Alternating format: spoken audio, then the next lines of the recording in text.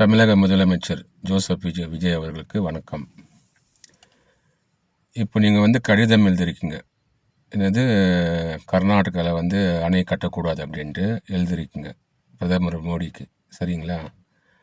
கர்நாடகாவில் யாராச்சு உங்களோட கூட்டணி ஆட்சி தானே, உங்களுக்கு ஆதரவு கொடுத்துருக்காங்க பாருங்கள். காங்கிரஸ் 5 எம்எல்ஏக்கள் கொடுத்தாங்க இல்லைங்கயா. நீங்கள் இது சீஃப் மினிஸ்டர் பதவி ஏற்கும்போது ராகுல் காந்தி வந்தார் இல்லையா, பப்பு வந்தார் இல்லைங்களா, நீங்கள் அவர்கிட்ட தான் கேட்கணும்.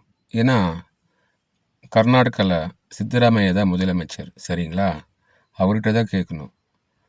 ராகுல் காந்திகிட்ட தான் பேசணும். ஏன்னா கூட்டணியில் இருக்குங்க. மோடி கிட்ட கேட்டு என்ன பிரயோஜனம் சொல்லுங்க பார்க்கலாம். அவர் இந்தியாவுக்கு பிரதமர். சரிங்களா? நீங்கள் முதலமைச்சர் ஆனீங்க, சந்தோஷம், மகிழ்ச்சி. நீங்கள் அவருக்கு ஏன் அழைப்பு வெடிக்கலை? முதலமைச்சரை பதவி ஏற்றீங்க இல்லைங்களா, ஏன் கூப்பிடல அவரை? ராகுல் காந்திக்கு மட்டும் அழைப்பு உண்டா? மீதி யாருக்குமே அழைப்பு இல்லையா?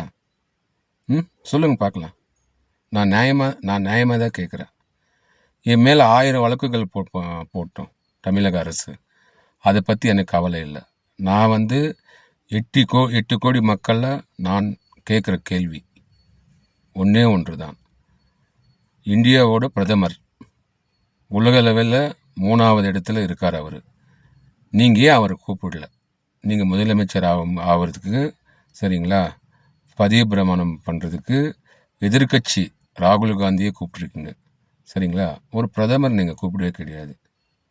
இது நல்லா இருக்குல்ல? சொல்லுங்கள், உங்கள் மனசாட்சிப்படி சொல்லுங்கள். நீங்கள் பாருங்கள், எல்லாருக்கும் பொதுவாக இருங்க. இந்துவாக இருக்கட்டும், முஸ்லீமாக இருக்கட்டும், கிறிஸ்டினாக இருக்கட்டும், எல்லாருக்கும் பொதுவாக இருங்க. 8 கோடி மக்களுக்கு நல்லது பண்ணுங்க. சரிங்களா? 8 கோடி மக்கள் ஓட்டு போட்டிருக்காங்க. சரிங்களா? எல்லாமே சமமாக பாருங்கள். சரிங்களா? நீங்கள் கடிதம் போட்டிருக்கீங்க. உண்மையில் அதுக்கு நல்ல ஒரு ரெஸ்பான்ஸ் வரும் பிரதமர் மோடி கிட்டேருந்து. அவரெல்லாம் யாரும் பிரித்து பேசலை, நீங்கள் தான் பிரித்து பேசுகிறீங்க. சரிங்களா? தமிழ்நாடு நீங்கள் தான் பிரித்து பேசுகிறீங்க. இந்தியாவில் மொத்தம் 31 ஸ்டேட் இருக்குது. எல்லாத்துக்குமே தான் நம்ம மோடிஜி பிரதமராக இருக்கார். சரிங்களா? நம்ம தமிழ்நாட்டுக்கு எவ்வளவோ பண்ணியிருக்காரு. பலாயிரம் கோடி, பல லட்சம் கோடி நல்ல நல்ல திட்டங்களை நம்ம தமிழ்நாடு தான் கொடுத்துருக்காரு. சரிங்களா? அவர் யாருமே குறை சொல்ல முடியாது. இளைஞர்களை சரிங்களா, எத்தனை லட்சம் பேர் செத்தாங்க 2009. இலங்கையில். அப்போ இது இங்கே எங்கள் டிஎம்கே கருணாநிதி தான் இங்கே சிஎம்மாக இருந்தார். மன்மோகன் சிங் காங்கிரஸ், அவர் பிரதமராக இருக்கார். இன்றைக்கி அந்த காதலை கேட்குது. சரிங்களா? இளைஞர் மக்கள், தமிழர்கள் மக்கள், அவங்க படுகொலை செய்யப்பட்டு எத்தனை பேர் உயிரை அறுத்து, கழுத்து அறுத்து, நெஞ்சு, மார்பு எல்லாம் கொடூரமாக கொலை செய்தாங்க. சரிங்களா? அப்போல்லாம் நீங்கள்லாம் எங்கே போயிருந்தீங்க சார், சிஎம் சார்? அப்போல்லாம் நீங்கள் ஏன் சார் குரல் கொடுக்கல? சொல்லுங்கள். இப்போது உங்கள் மனைவி சங்கீதம்மா கூட ஒரு இலங்கை சேர்ந்தவர்கள் தான், அது உங்களுக்கே தெரியும். சரிங்களா? நீங்கள் அந்த மாதிரி போய் காங்கிரஸோட கூட்டணி வச்சுருக்கீங்கன்னா இது நியாயமா? சொல்லுங்கள் பார்க்கலாம்.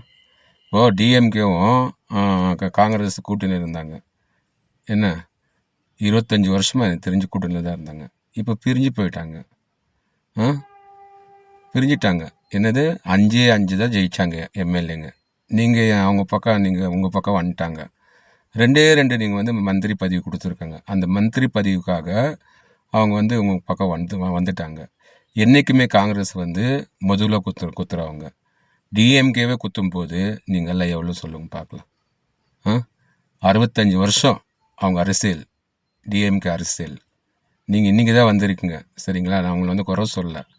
தயவு செஞ்சு காங்கிரஸ் நம்பாதீங்க.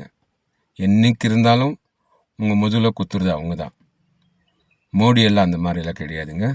மோடி எல்லாருக்கும், இந்தியாவிலே 150 கோடி மக்களுக்கு அவருக்கு பிரதமர். சரிங்களா?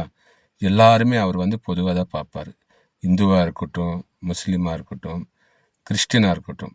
சரிங்களா? ஜோசப் விஜய் அவர்களே,